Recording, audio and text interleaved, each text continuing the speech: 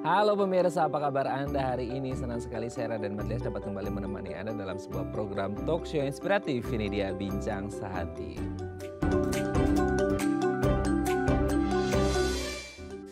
Ya, kalau saya sebut penyakit yang satu ini kayaknya semua orang udah pada paham lah ya, MAH seperti itu. Nah ini kan jadi satu jenis penyakit yang banyak karena mungkin prevalensinya lumayan banyak ya. Jadi kayak banyak orang yang kayak ya lumayan menyepelekan, ya udah deh namanya juga mah tinggal benerin aja gitu ya. Maksudnya benerin pola makannya, dari jumlah makannya, apa yang dimakan gitu aja dia sampai lupa dan lain sebagainya. Karena biasanya orang mengalami mah ini gara-gara apa? Gara-gara telat makan atau yang lebih parahnya lagi lupa makan. Gimana sih kok bisa lupa makan padahal udah diingetin sama ayang bebnya ya. Ah, jangan lupa makan ya sayang gitu. Itu kan kayak ada ya orang yang bisa lupa makan gitu. Kalau saya sih kayaknya nggak bisa karena sedikit lapar langsung makan gitu ya. Nah ini yang akan jadi perbincangan kita hari ini. Kita akan mengenali apa saja gejala dari MAH. Karena kita ngerti ya MAH ini kalau tidak tertangani dengan baik ini katanya bisa menyebabkan banyak sekali komplikasi dan bisa berakibat fatal. Nah makanya hari ini kita akan mengupas tuntas tentang penyakit yang ada hubungannya dengan sistem pencernaan kita yaitu MAH. Tapi sebelum kita bahas seputar MAH kita akan membahas lebih dahulu beberapa mitos atau fakta seputar sistem pencernaan ya. Oke, kita lihat yang pertama pemirsa ya. Katanya kita itu nggak boleh menahan kentut. Ya ampun, siapa sih di dunia ini masih nahan kentut? Untuk apa dipertahankan gitu ya? Kayak kentut itu ya lepaskan gitu ya. Ya mungkin karena satu dan kondisi ya, maksudnya kayak kita lagi ada di in a big meeting gitu ya, lagi di depan klien, lagi presentasi, nggak mungkin dong kita gases gitu ya, kita kentut gitu ya. Jadi mau ditahan, tapi kan nggak seharian full kita akan nahan kentut kan. Nah sebenarnya kentut ini apa sih gitu ya? Kentut adalah angin yang terjepit gitu ya, yang bunyi seperti itu. Nah tapi sebenarnya apa yang akhirnya menyebabkan di tubuh kita itu ada kentut? Ya pasti adalah karena ini ada gas di dalam sistem pencernaan kita, yang dimana si gas ini ya let's say simpelnya adalah seperti angin gitu ya. Nah ini kan dari sistem pencernaan kita. Mungkin ada banyak hal yang bisa menyebabkan kenapa ada gas, kenapa ada angin di dalam sistem pencernaan kita. Mungkin gitu ya karena makan makanan yang bergas seperti ya ada beberapa sayuran atau makan makanan kayak kacang-kacangan dan lain sebagainya yang memang mengandung gas tinggi. Nah pertanyaannya kalau kita lagi ada di situasi yang kayaknya nggak mungkin bisa kentut dok gitu, boleh nggak sih ditahan gitu, nanti dia suruh balik lagi ke atas deh gitu ya, jangan ke bawah dulu, itu aman gak sih sebenarnya? Atau kayak aduh itu harus dikeluarin karena itu tetap ada kotoran di dalamnya yang dimana harus dikeluarkan. Kalau balik lagi berarti ada kotoran lagi yang bisa masuk ke dalam tubuh kita. Tapi sebenarnya gini, kentut itu kan bau ya. Bau itu maksudnya dari kentutnya yang bau atau mungkin ada beberapa hal lain yang bisa menyebabkan kentut itu berbau. Nanti kita bahas ya, boleh nggak ditahan atau harus dikeluarkan. Ya kalau yang buruk sih harusnya dikeluarkan ya, jangan ditahan-tahan. Asik ya. Oke kita lanjut yang kedua ya. Makanan pedas katanya buruk untuk pencernaan kita. Gimana ya, orang Indonesia itu kan sukanya makan makanan yang pedas ya. Kayak kalau kita nggak makan yang pedas tuh kayak ada sesuatu yang kurang gitu ya. Kalau mungkin orang bule makan satu cabai aja kita kayak mes banget ya ngeliat orang makan gorengan pakai cabai berbanyak-banyak cabai. Nah apalagi sekarang banyaknya orang mukbang-mukbang yang kayak itu kayaknya bukan makan nasi deh, itu kayaknya makan cabai dicampur nasi gitu ya. Karena saya juga nggak ngerti ya, maksudnya mereka itu benar-benar nggak bisa ngerasain pedas atau kan katanya ada ya, maksudnya kayak mereka makan kayak apa ya, semacam permen yang dimana itu bisa bikin mulut mereka itu kebas. Jadi kayak mereka nggak bisa merasakan how hot the food is gitu ya. Jadi nggak bisa ngerasain betapa pedasnya makanan itu. Tapi intinya gini, oke lah di mulut misal nggak kerasa pedas, tapi gimana dengan sistem pencernaan kita? Bisa jadi apa? Asam lambung naik, iritasi usus dan lain sebagainya. Nah ini kan satu hal yang harus dikhawatirkan. Nah gimana dong? Kita orang Indonesia suka makan pedas? Boleh. Yang sedang-sedang saja sampai ada lagunya gitu ya. Jadi kalau mau makan pedas boleh, tapi jangan berlebihan. Karena katanya bisa merusak sistem pencernaan kita. Nanti kita konfirmasi ya benar atau enggak. Oke kita lanjut yang ketiga menurut saya. Biji cabai katanya bisa menyebabkan usus buntu. Ini kayaknya dari zaman saya lahir sampai sekarang istilah yang satu ini masih menetap di pikiran kita ya. Jadi kalau kita lagi makan sambal gitu ya, idih masih ada biji cabenya jangan dimakan, nanti bisa kesumbat di usus. Jadilah itu namanya usus buntu, harus dioperasi dan lain sebagainya. Nah, apakah biji cabai ini menjadi tersangka dari kasus usus buntu yang sering terjadi? Atau sebenarnya kayak, well, usus buntu itu nggak ada hubungannya sama sekali loh sama biji cabai. Biji cabai itu sehat karena mengandung vitamin dan lain sebagainya. Jadi jangan salahkan biji cabai. Karena mungkin ada beberapa hal lain yang bisa menyebabkan kenapa seseorang bisa mengalami usus buntu. Jadi kalau kita makan cabai nggak pakai bijinya, ya nggak seru lah ya. Kita harus makan bijinya juga. Tapi kalau kebanyakan katanya bisa mengendap di dalam tubuh, di dalam usus. Nah, akhirnya menyumbat dan jadilah usus buntu. Aduh, serem banget. Nanti kita bahas ya, ada nggak hubungannya antara usus buntu dan juga biji cabai yang sudah terlanjur tertelan. Oke, kita lanjut yang keempat ya.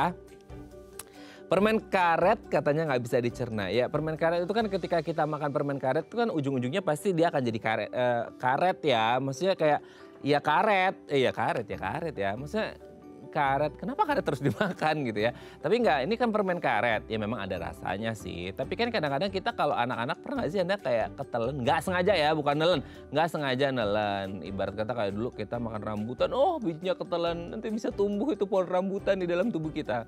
Nggak make sense sih. Tapi kalau kita ngomongin permen karet gitu ya, waduh nempel nih nanti di usus. Waduh nggak bisa keluar nih, ususnya dempet nih nanti. Aduh serem banget ya. Nah sebenarnya kalau kita nggak sengaja ya, makan permen karet dan nggak sengaja lagi makan permen karet gitu ya, tiba-tiba ada yang ngagetin, gitu.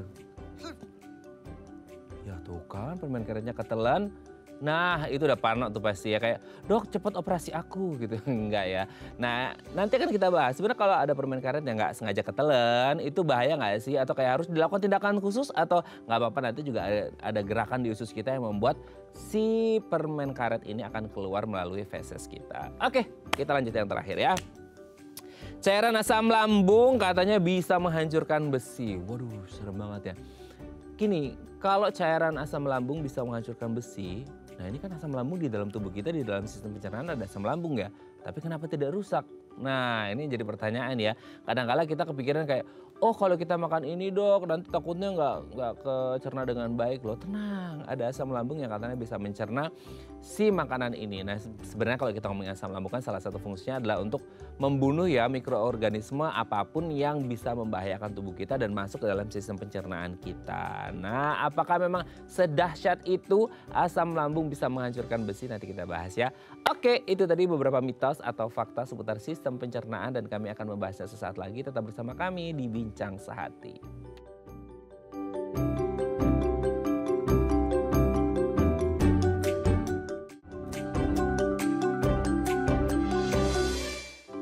Baik, Anda masih bersama kami di Bincang Sehati. Tadi di segmen sebelumnya kita sudah membahas ya, ada beberapa mitos atau fakta seputar sistem pencernaan. Nah, untuk mengonfirmasinya ini beneran fakta atau mitos belaka, telah hadir bersama kami di studio Bincang Sehati ada Dr. Jennifer, SPPD, dokter spesialis penyakit dalam dari Rumah Sakit Sumber Waras Jakarta. Selamat pagi Dr. Jennifer, apa kabar?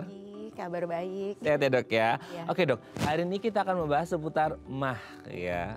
Penyakit MAH gitu ya. Tapi sebelum kita bahas itu, MAH ini kan kaitannya dengan sistem pencernaan. Kita akan bahas terlebih dahulu mitos atau fakta seputar sistem pencernaan. Yang pertama itu, kadang-kadang saya tanya, emang ada orang nahan kentut ya? Ya mungkin di kondisi formal, kondisi yang tidak memungkinkan untuk kentut gitu ya. Atau mungkin lagi kayak orang mau sholat, lagi rakaat pertama udah, ya kan mau nggak mau harus ditahan kentutnya ya gitu ya. Atau orang lagi presentasi gitu ya dok ya. Nah sebenarnya emang nggak boleh nahan kentut? Atau maksudnya kayak iya boleh-boleh aja atau gimana dok? Oke, untuk mitos atau fakta yang tentang kentut sebenarnya ini adalah fakta ya. Karena memang kentut itu gas angin yang harus dibuang. Ketika kita menahannya, gas itu otomatis akan terus naik ke atas walaupun nantinya bisa keluar lewat bersendawa atau bertahan. Bisa, ya. Namun tetap menahan kentut itu tidak baik karena akan membuat perut kita lebih kembung atau merasa penuh. Jadi tidak baik untuk kesehatan juga. Dok, tadi kan dokter menyebut bisa keluar lewat sendawa. Ya. Itu saya jadi ngebayangin dok, kalau kentut kan bau ya dok ya. kalau dia keluar lewat sendawa itu maksudnya angin yang samakah? Cuman dia beda jalur atas sama jalur bawah atau gimana dok? Jadi sebenarnya kita itu bisa mengeluarkan gas dalam dua cara, lewat atas atau dengan bersendawa ataupun lewat bawah dengan kentut. Jadi sebenarnya itu gas-gas sisa pencernaan kita yang memang harus dibuang. Jadi ya sebenarnya sumbernya sama. Sumbernya sama? Ya. Oh dia berarti kalau dia ke bawah bau kentut itu karena dia melewati kayak feses segala macam. Jadi akhirnya gas yang awalnya tidak berbau itu jadi bau gitu ya? Oh oke, jadi bukan kentutnya yang bau, ternyata itu melewati karena ya feses ada kuman, bakteri dan lain sebagainya gitu ya. Mengaruhi makanan yang kita makan juga. Kadang bersendawa pun bisa berbau kalau misalnya habis makan makanan seperti pete atau jengkol. Itu bisa mempengaruhi bau juga. Bau ya bisa mempengaruhi ya, kecuali kalau kita keluarnya sendawa juga terkadang masih bau juga. Tapi intinya dia ada gas ya, Iya, betul. ada gas di situ ya. Oke dok, kita lanjut yang kedua ya. Baik. Makanan pedas nih katanya buruk untuk pencernaan. Aduh dok gimana ya, kita orang Indonesia kayaknya nggak bisa kalau makan yang pedas gitu ya. Karena ini jadi udah, mungkin dari kecil orang udah makan yang pedas, gimana tuh dok? Iya betul, ini adalah fakta. Oh. Ya, karena makanan pedas itu dia akan mengiritasi lambung, meningkatkan asam lambung juga, sehingga dapat menimbulkan berbagai gejala mah. Oke, jadi memang semua yang berlebihan itu tidak baik. Oke ya, kita lanjut yang ketiga ya. Nah ini dia biji cabai, katanya bisa nyebabin usus buntu, gimana nih dok? Kalau biji cabai menyebabkan usus buntu ini adalah mitos. Mitos. Jadi usus buntu itu terjadi ketika ada peradangan pada usus buntu kita. Karena ada peradangan, dinding-dinding usus itu membesar ya, sehingga terjadi sumbatan di usus buntu dan akhirnya datang kuman-kuman yang akhirnya menyebabkan infeksi dan peradangan. Oh jadi nggak ada hubungan sama biji cabai ya dok ya? Iya, betul. Nggak numpuk di usus gitu ya? Ya enggak, mungkin tadi selain peradangan tadi bisa juga disebabkan misalnya ada sumbatan dari cacing bisa, atau kotoran yang tidak keluar yang mengeras yang menumpuk di sekitar usus buntu itu juga bisa menyebabkan sumbatan pada usus buntu tersebut. Oke ya, kita lanjut yang keempat dok ya. Nah ini juga nih serem nih, permen karet dok. Nah ini kan waktu kecil kayak aduh takut banget kalau nggak sengaja ketelan. Emang nggak bisa dicerna dok permen karet atau gimana sih? Oke, ini benar ya, jadi permen karet itu tidak bisa dicerna oleh tubuh kita. Tapi tubuh kita punya sistem yang nantinya akan mengeluarkan permen karet itu ke dalam feses. Jadi tetap akan keluar walaupun mungkin membutuhkan waktu lama. Bisa yang saya baca bisa sampai 40 jam ataupun sampai beberapa hari sampai dengan minggu. Ya memang pencernaannya lambat jadinya untuk mencerna si permen karet tersebut. Oke, tapi dia nggak nempel di usus kan ya dok? Tidak. Pada akhirnya dia akan keluar sendiri lewat feses. Oke, itu yang ditakuti sebenarnya orang nempel di usus gitu ya. Oke dok, kita lanjut yang terakhir ya. Nah ini cairan asam lambung katanya bisa menghancurkan besi. Sedahsyat itukah cairan asam lambung? Nah kalau di tubuh kita gimana? Aman gak tuh atau gimana dok? Oke, jadi ini bisa dianggap mitos ataupun fakta ya. Jadi memang cairan asam lambung kita itu sangat asam, pH-nya 2-3. Oke, jadi ada yang bilang kalau misalnya besi seperti silet kalau didiamkan pada cairan asam lambung kita ya bisa aja lama-lama dia terkorosi. Nah yang bahaya itu misalnya kalau pada anak-anak kan sering ada kasus sering tertelan baterai ya. Ya baterai itu kan ya mengandung besi juga, nah itu juga lama-lama bisa bersifat korosif sehingga membahayakan untuk lambung itu sendiri. Gitu. Oke. Jadi ternyata banyak hal yang kita nggak ngerti dalam tubuh kita ternyata ada gitu ya dok ya. Oke, terima kasih dok, ini sudah terjawab mitos faktanya. Nanti kita lanjut lagi ngomongin mah ya dok ya. Oke, pemirsa kalau Anda punya pertanyaan seputar tema kita hari ini, boleh tanya-tanya di 0212903244 atau DM Instagram kami di @daifamily. Kami akan kembali saat lagi.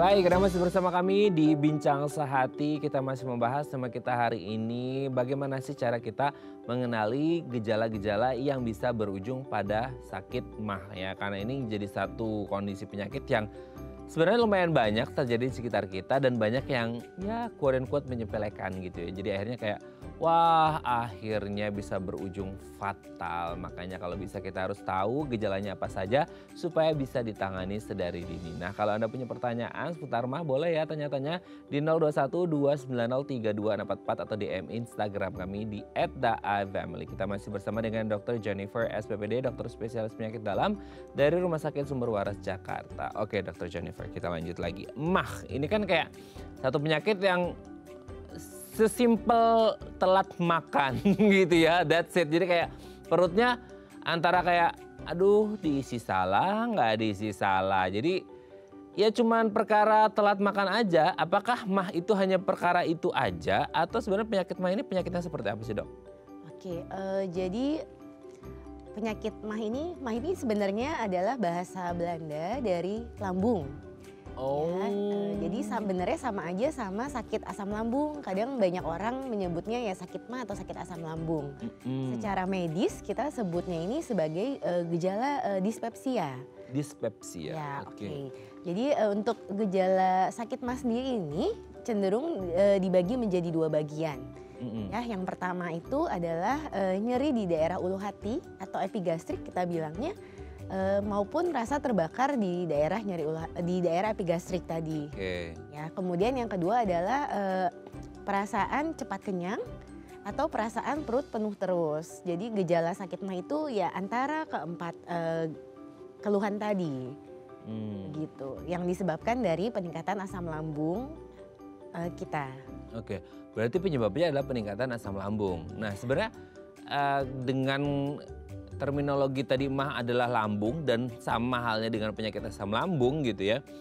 Kenapa akhirnya asam lambung kita bisa meningkat? Setiap orang kan pasti memproduksi asam lambung, betul ya dok ya. Tapi kan pertanyaannya ada yang di takaran yang pas, ada yang berlebih dan berujung pada mah gitu. Kenapa akhirnya ada orang-orang yang bisa memproduksi asam lambung lebih daripada yang lain dan akhirnya berujung dengan mah? Oke, jadi untuk asam lambung ini meningkat ada beberapa faktor yang dapat menyebabkannya ya. Salah satu yang tadi udah sering disebutkan adalah ketika kita terlambat makan.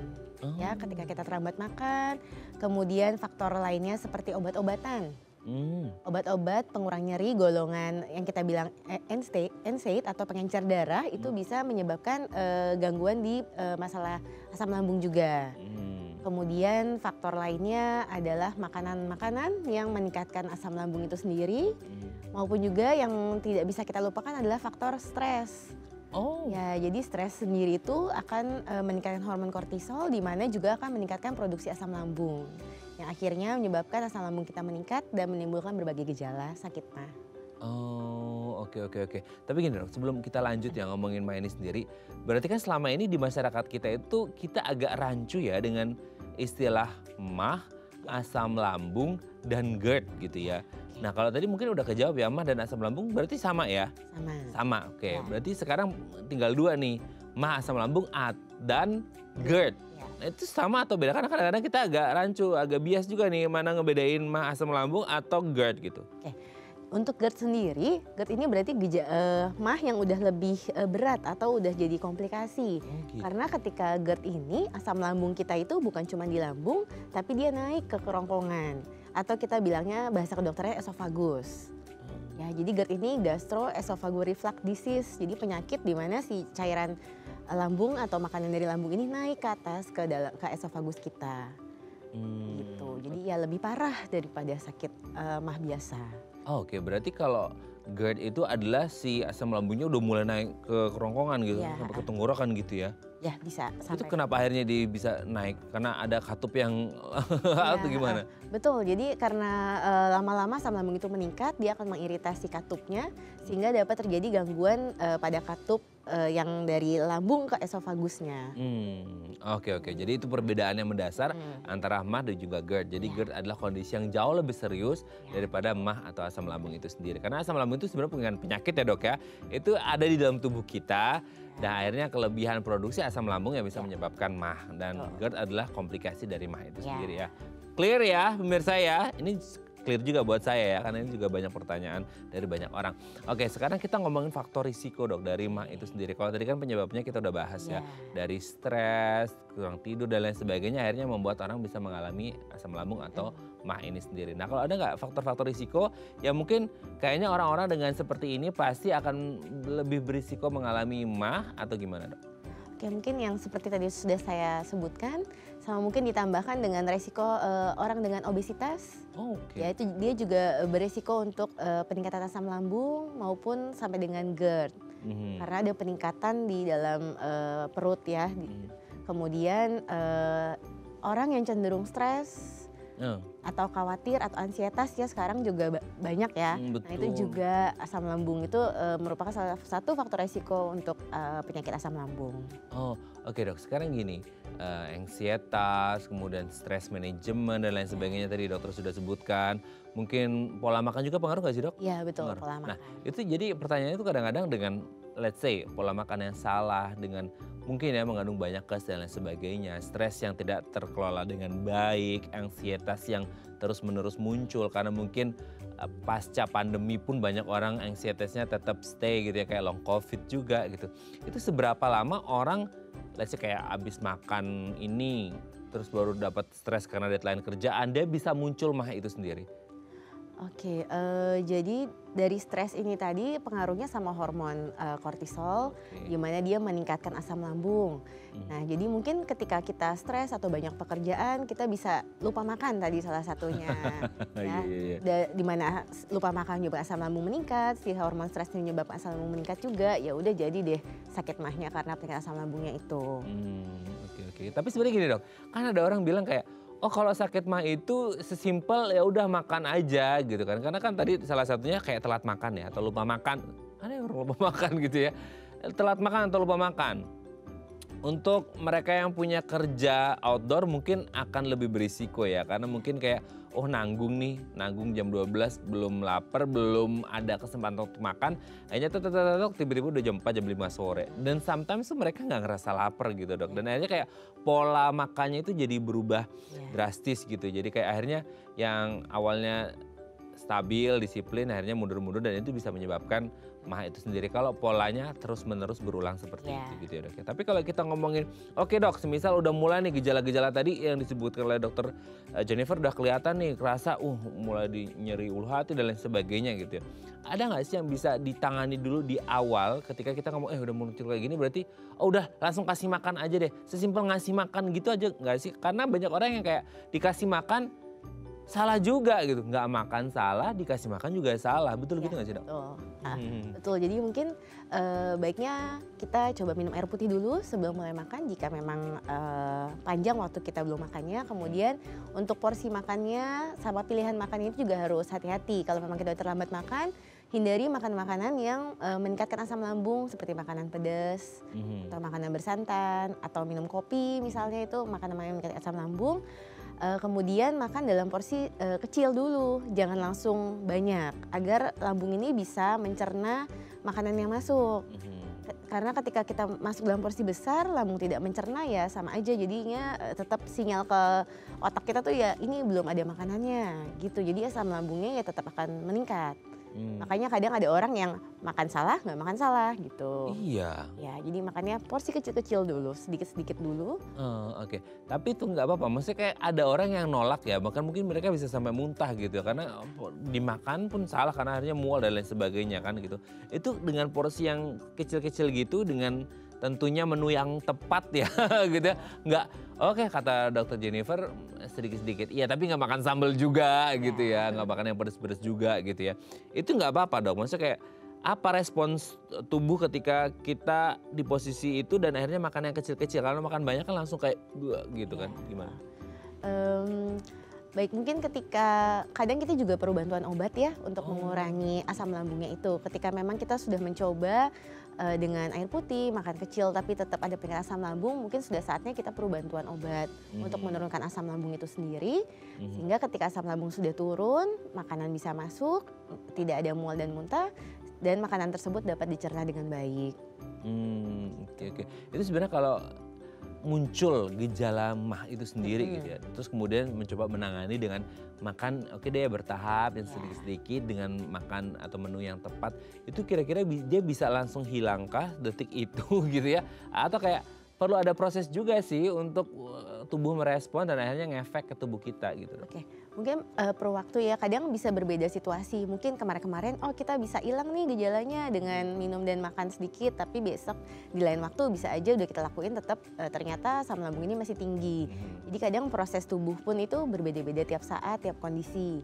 Tapi diharapkan dengan kita sudah mengisi lambung kita, asam lambung itu akan turun, lambung akan mencerna makan dengan baik, mudah-mudahan gejala-gejala yang tadi itu bisa hilang.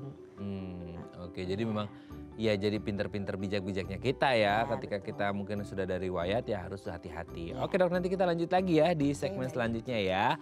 Oke pemirsa, kalau Anda masih punya pertanyaan seputar tema kita hari ini boleh ya tanya-tanya di 0212903244 atau DM Instagram kami di @theifamily. Kami akan kembali saat lagi.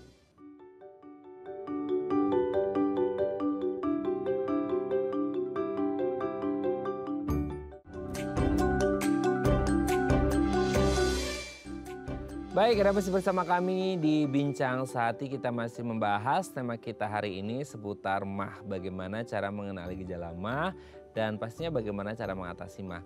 Ini kan jadi satu jenis penyakit yang kayaknya banyak ya. Jadi jangan kalau bisa jangan disepelekan. Mentang-mentang kayak dia juga MAH, saya juga MAH. Ya udah deh nggak apa-apa.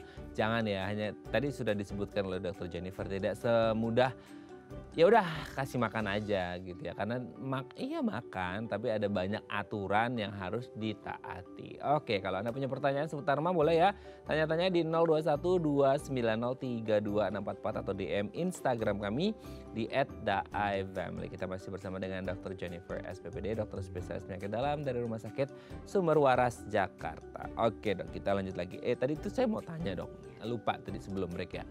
Jadi kalau orang bisa mengalami MAH itu gara-gara kayak makan pedas lah gitu ya dan lain sebagainya. Itu bisa muncul ke orang karena memang punya riwayat sebelumnya dalam artian kambuh gitu ya, kambuh MAH-nya.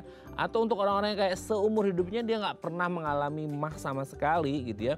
Tiba-tiba dengan sekadar makan pedas atau yang lainnya yang tadi sudah disebutkan itu bisa langsung muncul MAH-nya. Gimana? Bisa keduanya, jadi bisa memang orang yang cenderung asam lambung tinggi kemungkinan besar akan lebih sering timbul gejala sakit MAH-nya. Misalnya lebih sensitif gitu ketika salah makan sedikit atau terlambat makan sedikit mungkin akan sering kambuh. Nah namun bisa juga pada orang yang sebelumnya tidak punya riwayat sakit MAH, suatu waktu bisa aja timbul gejala sakit MAH-nya. Karena tadi banyak faktor yang mempengaruhinya juga. Gitu. Oke. Dok sebenarnya tapi tanpa embel-embel makan pedas dan lain sebagainya tadi itu ya. Ada nggak sih orang yang secara alaminya itu produksi asam lambungnya memang agak berlebihan sehingga dia tuh risiko banget mengalami MAH? Ada nggak sih? Atau kayak semua sebenarnya standar aja gitu? Oke, sebenarnya sama aja, tapi mungkin orang-orang yang tadi, yang ansietas, stres, nah itu mereka akan memiliki asam lambung yang lebih tinggi dibanding orang yang biasa. Oke. Jadi memang semua standar produksi asam lambungnya, tapi dengan beberapa kondisi yang tadi disebutkan dia produksinya lebih meningkat lagi gitu ya. Oke, sekarang kalau kita ngomongin kan terjadi, sekarang banyak ya dok ya, yang karena mungkin MAH itu kayak udah kayak meriang kali ya, kayak udah ya penyakit yang biasa gitu ya. Akhirnya terjadi pembiaran, betul nggak sih dok? Pembiaran tuh banyak banget, kayak ya udah sesimpel ya udah beli aja obat di jalan banyak di warung gitu ya. Nah ini kan kalau akhirnya tidak tertangani dengan baik, dia bisa menyebabkan komplikasi yang parah nggak sih? Kita tahu ya tadi dibahas di segmen sebelumnya bahwasanya GERD adalah komplikasi dari kondisi MAH yang lebih serius. Tapi di luar GERD itu sendiri, apakah ada komplikasi yang lain ketika kita ngomongin MAH yang tidak tertangani dengan baik? Oke. Jadi selain GERD tadi karena naik turunnya asam lambungnya itu menyebabkan salah satunya peradangan di saluran esofagus atau kerongkongannya. Peradangan ini lama-kelamaan mungkin waktu muda kita ya nggak masalah gitu. Tapi nanti saat kita usia lebih lanjut, resiko peradangan ini akan meningkatkan resiko kena kanker, ke arah kanker esofagus. Sama juga di lambung. Lambung ini ketika radang terus-menerus juga akan meningkatkan resiko terjadinya kanker di daerah lambung. Jadi salah satunya ya tadi kanker di usia lanjut nanti. Atau kemudian kalau pada lambung sendiri bisa juga komplikasi sampai dengan perdarahan di lambung. Kayak dia menimbulkan luka, luka itu berdarah, lama-lama bisa menyebabkan perdarahan, misalnya muntah yang kehitaman bercampur darah, ataupun lambung bisa juga sampai dengan pecah. Karena terkikis terus lama-lama, mukosanya lama-lama ya pecah. Gitu komplikasinya. Komplikasinya itu.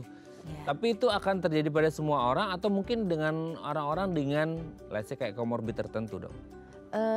Pada semua orang yang memang sering dengan asam lambung yang tinggi ya. Kemudian kalau untuk kanker memang dipengaruhi faktor genetik juga. Dan banyak faktor lainnya juga seperti merokok itu juga mempengaruhi. Oke, berarti kan kalau mah ini kan erat kaitannya dengan pola makan ya, gitu ya. Nah, kalau kita ngomongin penyakit yang erat kaitannya dengan pola makan juga itu ada satu yang masuk top 3 juga nih, diabetes ya dok ya, diabetes gitu ya. Ini kan jadi bingung ya karena diabetes, orang dengan diabetes ini kan let's say ya pantangannya itu kan banyak ya, do's and don'ts-nya itu banyak gitu ya. Nah itu gimana kalau ada orang, ada nggak dok, sebelum tanya apa yang harus dilakukan, ada nggak orang yang diabetes dan juga mah? Ada. Ada ya? Nah itu kan jadi kayak, waduh diabetesnya aja udah harus strict banget gitu ya, mah juga sama gitu. Nah kalau untuk ada dua-duanya mah dan diabetes gimana tuh dok? Oke, jadi untuk orang dengan diabetes itu sendiri ya, dia juga beresiko untuk mengalami asam lambung ini juga bisa lebih tinggi karena gula yang tinggi itu akan merusak saraf-saraf di sekitar lambung yang pada akhirnya akan memperlambat pengosongan lambung.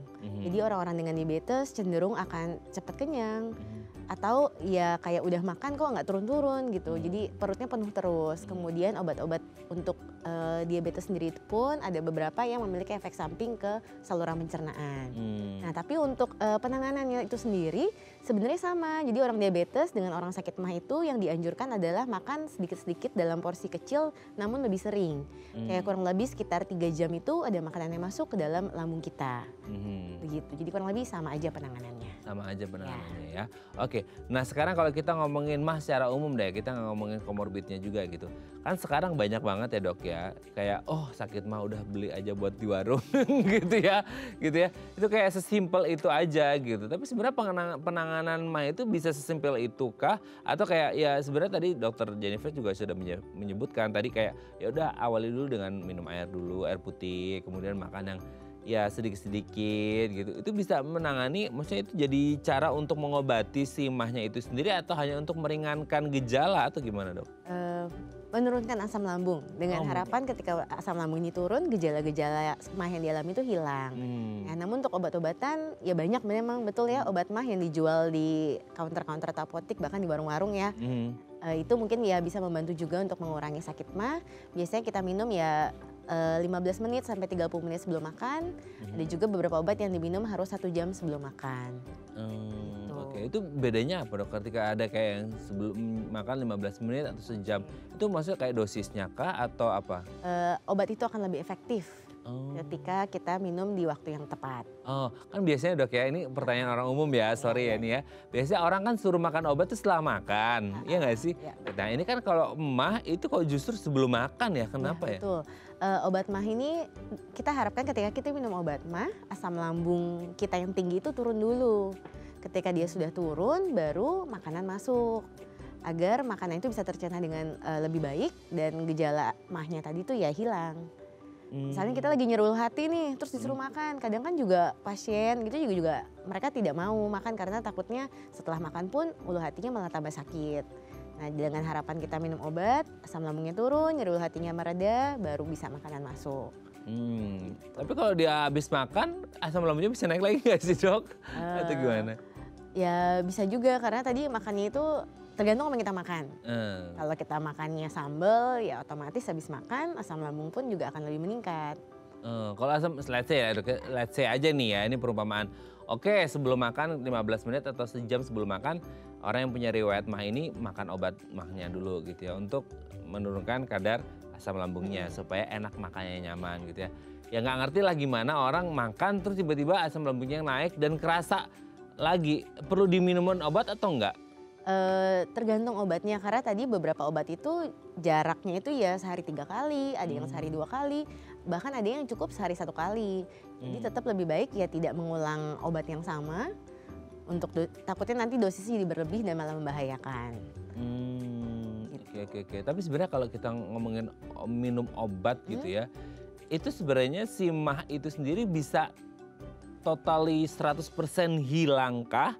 Atau ya dia simptomatik ya, tergantung gejalanya muncul, ya udah minumin obat gitu atau gimana sih dok? Seharusnya ketika kita minum obat dan makan, gejala itu bisa hilang ya. Namun suatu saat dia bisa kambuh lagi. Kambuhnya itu pasti akan terjadi pada orang yang pernah sekali mengalami MAH atau gimana? Ya kemungkinan kambuh itu sering ya, karena kan tadi asam lambungnya cenderung meningkat. Jadi ya pasti misalnya, tapi tergantung ya, ada yang kambuh mah tiap hari, ada juga yang mungkin seminggu sekali kambuh, ada juga yang mungkin bulan ini kambuh, nanti baru kambuh ya beberapa bulan lagi. Tergantung gimana kita menjaga pola hidup, pola makan kita. Pola hidup, pola makan, pola pikir ya. Ya betul ya, sama pola pikir juga. Oke dok, sebelum lanjut ini ada DM, saya bacakan ya dok ya. Ini dari Pak Arthur ya, Pak Arthur. Bagus banget namanya ya. Pagi dok, saya udah 2 tahun nih, saya didiagnosa MAH dan udah 2 tahun. Oke, dan belakangan ini sering kambuh. Padahal jam makan saya itu selalu tepat dan juga sudah menghindari makanan pedas. Ini kenapa ya dok? Bagaimana cara mengobatinya? Terima kasih. Mungkin Pak Arthur ada stres, boleh dibantu. Ya, gimana ya dok? Udah 2 tahun terakhir didiagnosis MAH, belakangan sering kambuh, padahal jam makannya, porsinya semua udah diatur. Gimana nih dok? Oke, betul. Jadi tadi salah satunya betul stres tadi berperan penting. Sebenarnya harus digali lagi lebih lanjut apakah ada pikiran, kadang ada alam bawah sadar yang kita tidak sadari. Seperti kayak kalau mau ujian, ada beberapa orang yang mungkin asam lambungnya lebih cenderung lebih tinggi atau iya, kalau ketika ada masalah juga mungkin asam lambung yang tadinya nggak pernah kambuh sekarang jadi kambuh. Jadi mungkin untuk Pak Arthur ya tetap ya harus konsumsi obat secara teratur, atur pola makannya, dan ya dicari tahu apakah memang ada masalah yang mengganggu pikiran, stres yang ada, atau ketika udah semua dilakuin masih kambuh, mungkin kita juga perlu konsultasi ke dokter. Karena kadang sakit MAH ini juga bisa disebabkan oleh bakteri. Bakteri yang kita sebut Helicobacter pylori. Nah, bakteri ini baru ketahuan kalau misalnya sudah dilakukan tindakan lebih lanjut pemeriksaan seperti endoskopi. Ya, untuk melihat apakah memang ada luka di lambungnya atau luka tersebut disebabkan oleh bakteri atau ya karena hanya asam lambung yang meningkat aja. Gitu. Jadi kalau memang belum membaik ya mungkin perlu dikonsultasikan kembali kepada dokternya. Oke ya, semoga ini bisa menjawab pertanyaan dari Pak Arthur. Kalau bisa ditenangkan dulu, yoga gitu ya, biar tenang gitu ya, atau meditasi gitu ya. Terima kasih Pak Arthur ya. Oke dok, kita lanjut lagi. Dok, ini tapi gimana ya?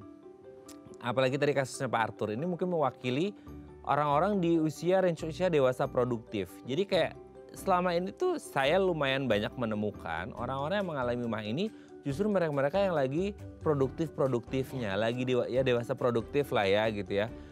Kayaknya saya nggak tahu sih ada nggak kasus MAH itu di anak-anak gitu ya. Kita nggak. Tapi maksudnya apakah MAH ini selalu di range usia yang ya teens up gitu ya, remaja ke atas sampai menjelang lansia, atau semua range usia itu sebenarnya juga berisiko atau gimana dok? Semua range usia beresiko. Tapi mungkin memang banyak di usia teenager ya, usia muda dan usia produktif. Anak kecil pun ya bisa kalau memang dia salah makan, tapi mungkin kejadian lebih jarang. Ya, biasanya banyak di usia muda, anak-anak SMA, anak-anak kuliah, dan ya usia produktif. Dan juga pada usia lansia juga banyak kejadiannya. Jadi semuanya ya bisa mengenai siapa saja pada usia berapapun. Oh, bisa mengenai siapa saja di usia berapapun ya. Kalau memang ada penyebab dan faktor risikonya juga ada gitu ya. Nah, kan kadang ada ya dok ya, orang yang MAH itu kayak mild aja nih, ringan gitu. Ada yang benar-benar kayak aduh sampai nyeri itu di ulu hatinya tuh bener-bener yang dahsyat banget kan. Itu kayak nyelekitnya itu jauh nyelekit banget. Itu maksudnya itu tahapan. Berarti kalau sampai nyelekit banget itu berarti asam lambungnya terlalu banyak atau ada hal lain yang bisa menyebabkan itu nyerinya lebih dahsyat gitu? Tiap orang berbeda-beda. Jadi kayaknya gejala MAH pada setiap orang tuh nggak selalu sama. Tadi ada yang cenderung nyeri ulu hati atau cenderung kembung. Jadi terus kemudian intensitas kita terhadap nyeri tiap orang memang batas nyeri juga berbeda. Ada yang mungkin nyeri masih bisa aktivitas, tapi ada yang memang nyeri sampai dia merasa sesak nggak bisa nafas, sampai datang ke UGD juga banyak pasien seperti itu. Nah, oke, karena mungkin Ya. pain tolerance orang beda-beda ya, Bang, batas nyerinya itu beda-beda. Ya, Ada yang kayak sedikit aja udah, aduh aku nggak tahan dok, aduh, udah terbiasa Ya. disakiti, gitu. Udah biasa nyeri ya. Jadi akhirnya pain tolerance-nya agak berbeda dengan yang lainnya. Oke, thank you dok. Nanti kita lanjut lagi ya di segmen terakhir, nggak kerasa ya, udah mau segmen terakhir aja ya dok ya. Oke pemirsa, kalau Anda masih punya pertanyaan seputar tema kita hari ini, boleh ya tanya-tanya di 0212903264 atau DM Instagram kami di @theifamily. Kami akan kembali saat lagi.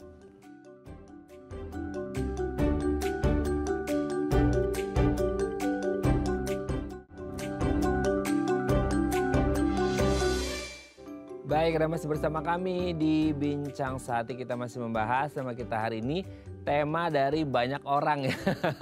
Karena kayaknya banyak orang yang mengalami penyakit MAH ini. Oke, kita masih bersama dengan Dr. Jennifer SPPD, dokter spesialis penyakit dalam dari Rumah Sakit Sumber Waras Jakarta. Oke dok, sebelum kita lanjut, ini ada DM lagi. Aduh banyak nih hari ini ya, kayaknya kalau dibuka nggak habis-habis nih ya gitu ya. Nggak cukup waktu sejam nih. Ini dari, ini bapak atau ibu ya? Ibu atau Bapak Romauli, ya Ibu Romauli mungkin ya. Oke, pagi dok, 3 bulan lalu lambung saya itu ada peradangan dan sudah makan obat nih. Tapi sampai sekarang asam lambung saya itu masih tinggi. Oh, lambungnya ada peradangan masih tinggi. Kadang masih sesak, gimana ya dok? Padahal makan juga udah dijaga. Makasih Ibu Romauli, mungkin Ibu gimana nih dok? Jadi keluhannya ini sesek ya. Sesak, betul. Jadi sesak itu timbul karena tadi satu perasaan penuh atau perasaan ini ada tambahan info, umurnya 53 tahun kan? Oke, baik. Jadi perasaan penuh atau perasaan cepat kenyang ya. Dominan di sini tuh dia sesek karena gas yang tadi terkumpul di lambung ini biasanya mendesak diafragma sehingga paru-paru mengecil, perkembangan paru-parunya sehingga merasakan sesak. Biasanya setelah dia udah minum obat, udah mengatur makan, semuanya sebenarnya balik ke tadi apakah ada faktor stres yang memicu asam lambung yang meningkat, kemudian bagaimana minum obatnya, apakah diminum secara teratur. Kadang kalau ada peradangan di lambung memang memerlukan obat-obat menurun asam lambung diminum secara rutin dalam 1 hingga 3 bulan. Untuk dilihat, kemudian nanti dilihat perkembangannya lagi. Kalau memang ternyata masih kambuh, ada juga indikasi untuk misalnya mengulang lagi pemeriksaan endoskopi tadi untuk melihat apakah masih ada peradangan lambung membaik atau malah menjadi lebih buruk begitu. Oke, kalau ini ada pengaruh usia juga nggak sih dok? Apalagi ini nih ada lambung dari peradangannya itu ada pengaruh nggak? Peradangan untuk usia sih tidak pengaruh ya, tapi peradangan ini sendiri tadi dari makanan, ya makanan, kemudian apakah pasien juga ada mengkonsumsi obat-obat tertentu yang meningkatkan asam lambung dan meningkatkan resiko peradangan di lambung itu sendiri, itu juga harus dicari tahu. Itu ada istilah kalau nggak salah, sorry dok kalau salah ya, tukak lambung itu apa? Itu tukak lambung itu kita bilang ulkus peptik kalau bahasa kedokterannya atau ulkus di duodenum. Jadi ini karena asam lambung yang meningkat biasanya disebabkan tadi infeksi bakteri yang Helicobacter pylori tadi ataupun juga obat-obatan pengurang nyeri. Biasanya mereka yang paling sering menimbulkan si tukak lambung ini. Namun tidak menutup kemungkinan asam lambung yang terlalu tinggi terus-menerus bisa juga menyebabkan tukak lambung tersebut. Oke, kalau untuk Ibu Romauli ini memang pola makannya benar-benar harus dijaga ya dok? Ya, kayak pedas apa segala macam terus, ya? frekuensi makannya juga tadi nggak boleh terlambat makan, terus kurang lebih tiap 3 jam ada makanan yang masuk. Makanya biasanya kan kita ada makan pagi, terus ada snack pagi, terus makan siang, snack sore, baru makan malam. Itu, sorry dok, ini makan, ini kayak mirip-mirip kayak diabetes ya tadi ya? Iya, sama iya gak sih? sebenarnya. Benar-benar harus dijaga banget gitu ya? Betul. Nah oke, makanan. Kadang-kadang orang kalau makan agak nanggung ya kalau kayak sedikit-sedikit, jadi akhirnya orang mengantisipasinya dengan snacking gitu, dengan snack. Itu nggak apa-apa ya, maksudnya snack yang aman kayak mungkin buah-buahan kah atau any kind of snack tapi dia nggak pedes deh gitu atau gimana? Iya bener, snack itu, tapi jangan snack-snack terus ya, tetap harus udah makan beratnya, makanan dengan menu seimbang. Nah untuk snack sendiri bisa buah-buahan, bisa biskuit, atau roti, tapi roti ini kadang ini ya, katanya mengandung ragi. Jadi pada orang-orang tertentu malah ini akan meningkatkan asam lambung. Jadi kalau roti sepertinya sih tergantung orangnya sendiri gimana asam lambungnya terhadap roti, reaksi orang beda-beda. Ya, kemudian bisa juga puding atau agar. Oh, enak banget. Ya, atau kalau di Indonesia mungkin banyak kayak kacang hijau itu juga bisa. Tapi mungkin jangan pakai santan. Ya karena kan santan tadi akan Kacang hijau nggak apa-apa ya dok ya? Bukannya kancangan itu bergas ya dok? Nggak apa-apa? Tidak semua kacang-kacangan. Oh gitu. Kacang hijau masih aman berarti ya? Iya boleh nggak apa-apa. Oke. Kadang-kadang mindset kita tuh kayak kacang-kacangnya itu pasti bergas, jadi nggak Ya boleh. tergantung kalau tadi kalau banyak kan kita di sini ya kacang hijau biasanya pakai santan. Itu santannya ya, itu. santannya yang justru Yang susah, bergasnya tinggi ya. Oke, semoga ini bisa menjawab pertanyaan Ibu Romauli ya. Semoga sehat terus ya Bu ya. Terima kasih sudah menghubungi kami. Oke dok, tadi disebutkan harus dilihat dulu dalam waktu 1 sampai 3 bulan untuk lihat hasilnya gitu. Nah yang jadi pertanyaan gini, berarti sebenarnya kalau ada orang dengan riwayat MAH, itu dia minum obatnya pas munculnya aja si asam lambung naik, atau dia benar harus rutin banget sampai tadi disebutkan sampai 3 bulan lihat hasilnya, oh selama 3 bulan ini rutin minum obat dan tidak muncul sama sekali. Jadi mungkin ada waktu yang pas untuk menentukan bahwa oh asam lambungnya udah oke nih gitu, atau gimana? Tergantung tadi keparahan sakitnya. Oke. Biasanya kalau memang dia cuma timbul kadang-kadang aja, itu bisa diminum ya kalau lagi kambuh aja. Tapi kalau pada pasien-pasien yang sering kali timbul hampir setiap hari dan mengganggu aktivitas, nah itu satu kita perlu cari tahu lebih lanjut apakah ada penyebab lainnya atau tidak. Dan kemudian mereka yang memang mungkin perlu minum obat dalam jangka waktu yang lebih panjang. Kemudian ya tadi salah satunya untuk mengatasi stres ya harus diatasi. Kalau di luar negeri mungkin sudah banyak psikoterapi atau behavioral terapi untuk membantu mengatasi gejala dispepsia MAH ini. Namun mungkin di sini masih jarang ya, masih sulit. Oke, tapi sebenarnya bisa, ini pertanyaan banyak orang ketika ngomongin minum obat. Ketergantungan nggak sih? Ganggu ginjal nggak sih? Nah gitu dong. Betul. Untuk obat lambung-lambung ini sendiri sebenarnya tidak membuat ketergantungan ya.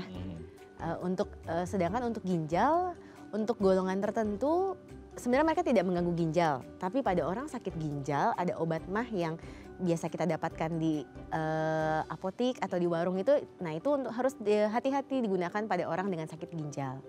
Oke, jadi intinya semua harus pakai resep dokter ya, supaya niatnya kan mau sembuh, jangan sampai menimbulkan hal-hal lain yang tidak diinginkan. Terima kasih Dr. Jennifer, hari ini sudah berbagi, semoga yang sedang sakit MAH segera sembuh dan yang tidak MAH ya jangan sampai MAH lah ya, jaga pola makan, pola pikir, pola istirahat dan lain sebagainya. Terima kasih Dr. Jennifer, sehat terus, salam untuk keluarga di rumah dan teman-teman di Rumah Sakit Sumber Waras Jakarta. Terima kasih ya dok, selamat pagi. Terima kasih. Oke pemirsa, itu tadi perbincangan kita dengan Dr. Jennifer, semoga bermanfaat ya. Saya Raden Madlias pamit, sampai jumpa dan selamat kembali beraktivitas di hari Kamis yang indah ini. Ingat jaga semuanya supaya Anda tidak mengalami MAH ya. Sampai jumpa.